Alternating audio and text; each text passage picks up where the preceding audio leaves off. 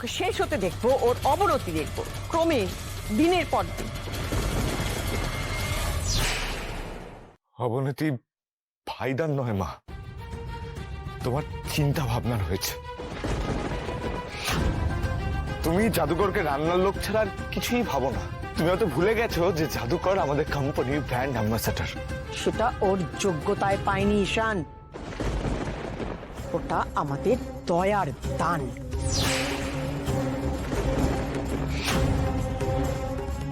ওকে brand ambassador করেছে এই Ganguly group of company. তার আগে কি ছিল? কে ছিল? কিচ্ছু ছিল না, কেউ ছিল না ঈশান। কে চিনতো ওকে? কে চিনতো ওকে? কেউ না। আজকে ও যে পরিচিতি পেয়েছে, সমাজে যে জায়গায় দাঁড়িয়েছে, সব আমাদের জন্য। কাজে আমাদের দান, সবটা আমাদের দান।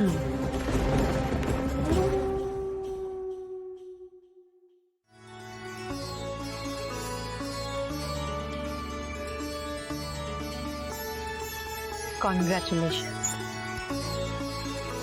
Well done, কুসুম।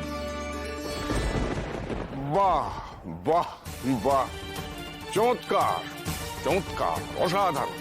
আজকে হঠাৎ করে সবকিছু দয়ার দান হয়ে গেল, অথচ তুমিই বলতে যে কুসুম কত গুণী মেয়ে, আর আজকে নিজের সুবিধে মতো সে সবকিছু তুমি ভুলে গেলে ইন্দ্রাণী।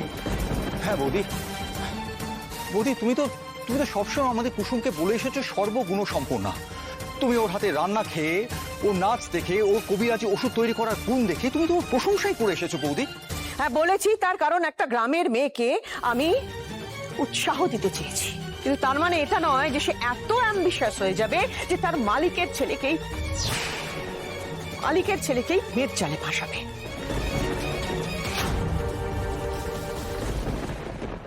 তুমি কেন এতটা খারাপ ভাবছো না আমায়? কারণ তুমি খারাপ কুসুম। মেঘা বা দেবলীনা ওদের মতোই খারাপ।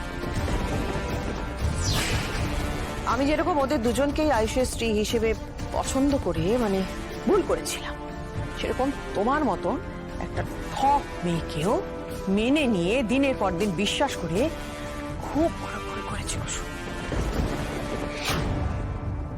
আমি বলতে বাধ্য হচ্ছি যে আমি ছোটকেও অবিশ্বাস করে ভুল করেছি।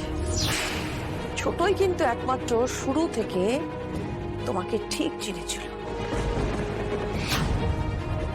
তাই বারবার আমাকে সতর্ক করে গেছিল।